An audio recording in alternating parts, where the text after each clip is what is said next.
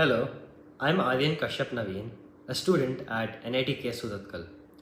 In EEG analysis, there is a foundational assumption that we rarely question, that the temporal sequence, the precise order of neural events, is the primary carrier of information. We build complex RNNs and sequence models based on this belief, but how often does this belief actually hold true? In our paper titled, "Is the spatial structure as important as the temporal structure in EEG signals?"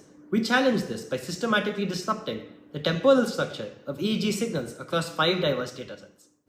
The datasets spanned over various tasks and were from healthy participants and participants with neurodegenerative brain disorders such as Alzheimer's disease.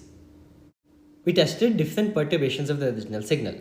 First, the original signal served as a baseline, and then a reverse version of the signal to test for the importance of causal flow. Third, a randomly shuffled version of the signal where we scramble the timeline but preserve the instantaneous spatial map. And finally, a fully shuffled version where we destroy both the time and space information. We evaluated both the model performance and confidence on each dataset. The results were counterintuitive. For complex tasks like visual imagery and eye state classification, destroying the temporal order had almost zero impact on accuracy, as we can see in the random shuffling or RS condition. This suggests that for these tasks, the discriminative information isn't in the temporal order of the brain activity, but in the individual snapshots, the spatial topography. However, there was a major exception. On the open neuroclinical dataset for detecting Alzheimer's and frontotemporal dementia, performance collapsed when we shuffled time.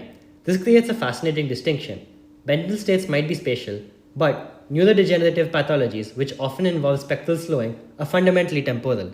In conclusion, we find that the importance of temporal over spatial information depends on the context. In the case of EEGs from neurodegenerative disorder patients, we observe that the time information is critical, while it's relatively expendable in other contexts. So the implications of our work could shift BCI design and EEG inference systems towards optimizing for the nature of their data. To see the full breakdown of spatial versus temporal trade-offs, please check out our paper. Thank you.